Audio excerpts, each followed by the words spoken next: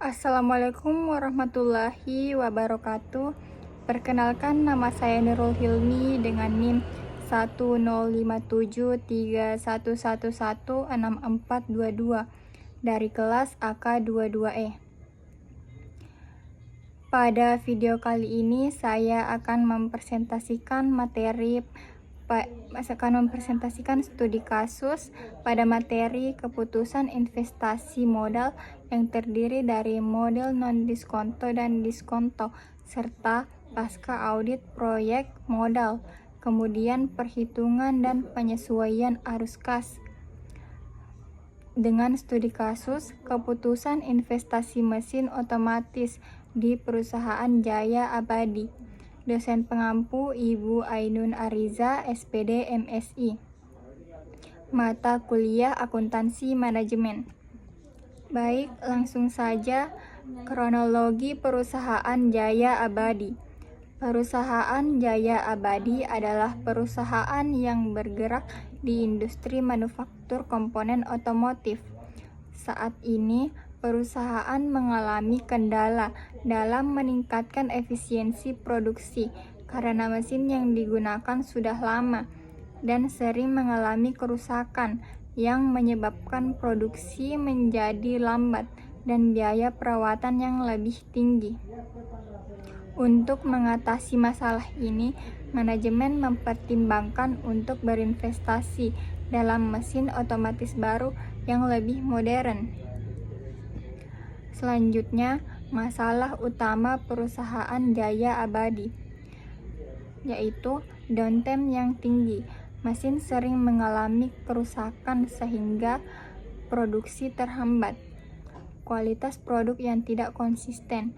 Banyak produk yang tidak memenuhi standar spesifikasi sehingga meningkatkan tingkat cacat atau defect rate. Biaya operasional yang meningkat atau mesin lama yang mengonsumsi lebih banyak listrik dan memerlukan perawatan rutin dengan biaya yang tidak sedikit. Lanjutan, hal yang dapat dilakukan untuk mengatasi masalah-masalah pada perusahaan Jaya Abadi. Manajemen perlu mempertimbangkan untuk melakukan investasi pada mesin produksi yang lebih modern dan otomatis.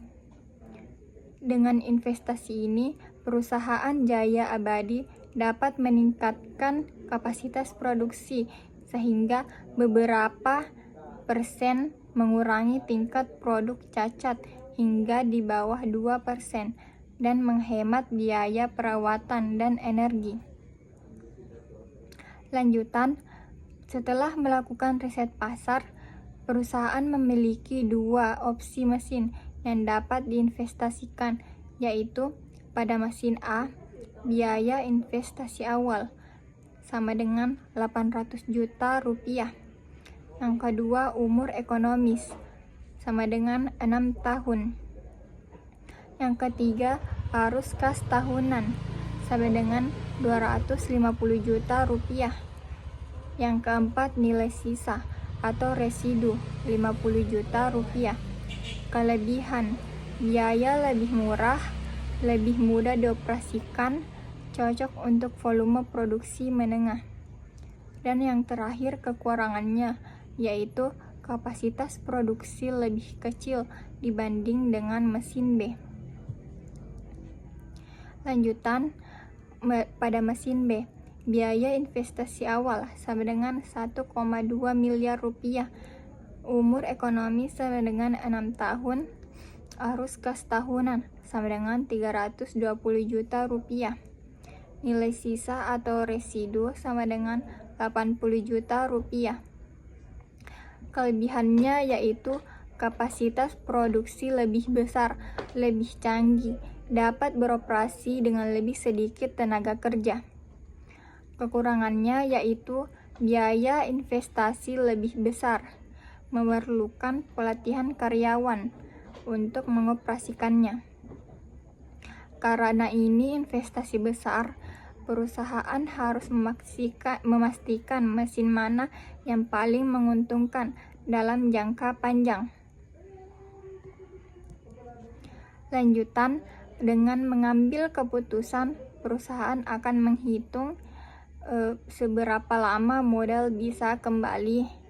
Yang kedua, seberapa besar keuntungan dibanding investasi awal. Yang ketiga, seberapa menguntungkan proyek jika dihitung dengan nilai uang saat ini. Tingkat pengembalian investasi yang bisa didapat perusahaan. Perusahaan akan menggunakan suku bunga 12% untuk menghitung keuntungan dari investasi ini. Lanjutan, sebelum mengambil keputusan, manajemen juga perlu melihat risiko dari setiap pilihan mesin. Beberapa risiko yang harus diperhatikan adalah perubahan permintaan pasar, kenaikan harga bahan baku, dan kemungkinan gangguan dalam rantai pasokan yang bisa memengaruhi produksi. Mesin A memang lebih murah dan lebih mudah dioperasikan, tetapi kapasitas produksinya yang lebih kecil. Jika permintaan meningkat, perusahaan mungkin akan kesulitan memenuhi pesanan. Sementara itu, pada mesin B menawarkan teknologi yang lebih canggih dan kapasitas yang lebih besar, tapi harganya lebih mahal dan butuh pelatihan khusus untuk karyawan. Jika biaya tambahan ini tidak sebanding dengan keuntungan yang diperoleh, maka investasi ini bisa jadi kurang menguntungkan. Lanjutan, selain itu, perusahaan juga perlu menghitung apakah investasi ini benar-benar menguntungkan dalam jangka panjang. Menggunakan suku bunga 12%, perusahaan bisa menghitung keuntungan sebenarnya yang akan didapat dibandingkan dengan pilihan yang lain, seperti menyewa mesin atau bahkan mencari cara lain untuk meningkatkan produksi. Jika ternyata perhitungan menunjukkan bahwa keuntungan tidak sesuai harapan, bisa jadi lebih baik jika perusahaan menunggu atau mencari opsi lain yang lebih hemat biaya. Lanjutan, dari sisi operasional, penggunaan mesin otomatis juga akan berdampak pada tenaga kerja. Mesin yang lebih modern mungkin akan mengurangi jumlah tenaga kerja yang dibutuhkan dalam produksi. Tetapi di sisi lain, perusahaan juga butuh karyawan yang lebih terampil untuk mengoperasikan dan merawat mesin tersebut. Oleh karena itu, pelatihan karyawan menjadi hal yang penting agar mereka bisa beradaptasi dengan teknologi baru tanpa mengganggu produksi. Selanjutnya, evaluasi pasca audit setelah 2 tahun. Setelah 2 tahun mesin dipasang, perusahaan melakukan evaluasi. Ternyata terdapat beberapa perbedaan dari kedua mesin tersebut, yaitu pada mesin A, keuntungan per tahunnya 250 juta, lebih rendah dari perkiraan karena pesanan dari pelanggan yang sangat berkurang. Pada mesin B, keuntungan per tahunnya 300 juta, lebih rendah dari proyeksi awal karena biaya listrik dan pelatihan karyawan yang lebih tinggi dari perkiraan. Manajemen kini menghadapi tantangan baru. Apakah investasi ini masih layak dilanjutkan? Haruskah mereka melakukan strategi baru, seperti mengurangi biaya produksi atau mencari pelanggan tambahan untuk meningkatkan permintaan? Lanjutan, pada akhirnya keputusan investasi ini harus didasarkan pada keseimbangan antara biaya, manfaat, dan risiko yang ada. Tidak hanya melihat angka keuntungan dalam jangka yang pendek, tetapi juga bagaimana investasi ini dapat mendukung pertumbuhan perusahaan dalam jangka yang panjang. Dengan perhitungan yang cermat dan strategi yang tepat, investasi dalam mesin otomatis dapat menjadi langkah yang besar menuju efisiensi dan daya saing yang lebih baik bagi perusahaan. Selanjutnya, perubahan strategi bisnis.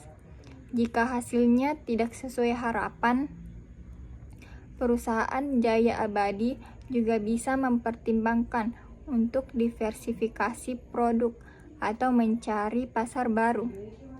Misalnya, meskipun mesin B lebih mahal, perusahaan bisa memperluas produk yang dihasilkan dan menyasar pasar yang membutuhkan kualitas yang lebih tinggi. Ini bisa jadi cara untuk mendapatkan keuntungan lebih banyak dari mesin yang lebih mahal. Selain itu, perusahaan bisa bekerja sama dengan pihak lain untuk berbagi biaya, sehingga bisa menurunkan pengeluaran dan meningkatkan efisiensi. Diversifikasi produk bisa membantu perusahaan tetap stabil meskipun permintaan untuk produk utama menurun. Dengan cara ini, perusahaan jadi lebih fleksibel dan siap menghadapi perubahan pasar. Lanjutan, selain itu, optimalisasi penggunaan mesin otomatis juga bisa menjadi strategi tambahan, misalnya dengan meningkatkan jumlah produksi pada jam kerja tertentu untuk menghemat energi atau menggunakan sistem pemeliharaan prediktif agar masa pakai mesin lebih panjang. Dengan pendekatan yang lebih adaptif, perusahaan tidak hanya bisa menekankan risiko kerugian, tetapi juga memaksimalkan potensi keuntungan dari investasi yang sudah dilakukan. Lanjutan, pada akhirnya investasi dalam mesin otomatis bukan hanya sekedar keputusan finansial, tetapi juga strategi bisnis jangka panjang yang membutuhkan perencanaan matang dan eksekusi yang tepat. Dengan kombinasi efisiensi operasional, diversifikasi produk, serta kerjasama strategis dengan berbagai pihak, perusahaan dapat memastikan bahwa investasi ini benar-benar memberikan dampak positif terhadap pertumbuhan dan keberlanjutan bisnis di masa depan. Pada kesimpulannya, yaitu kasus ini menggambarkan bagaimana perusahaan harus mempertimbangkan banyak faktor sebelum melakukan investasi yang besar. Tidak hanya harga mesin yang diperhatikan, tetapi juga keuntungan jangka yang panjang, biaya operasional, dan kemungkinan risiko di masa depan. Selain itu, setelah investasi dilakukan, perusahaan tetap harus memantau dan mengevaluasi apakah keputusan yang diambil sudah sesuai atau perlu disesuaikan dengan kondisi yang nyata. Keberhasilan investasi ini sangat bergantung pada perencanaan yang matang dan strategi yang fleksibel. Jika hasil yang diperoleh tidak sesuai dengan proyeksi awal, perusahaan harus siap untuk mengambil langkah korektif, seperti menekankan biaya operasional, meningkatkan efisiensi produksi, atau mencari peluang pasar baru. Selain itu, investasi dalam sumber daya manusia seperti pelatihan karyawan dalam mengoreksi mesin baru juga menjadi faktor yang penting yang tidak boleh diabaikan.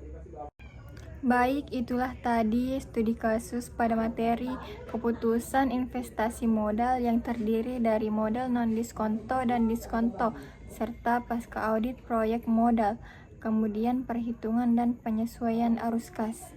Saya Nurul Hilmi mengucapkan terima kasih.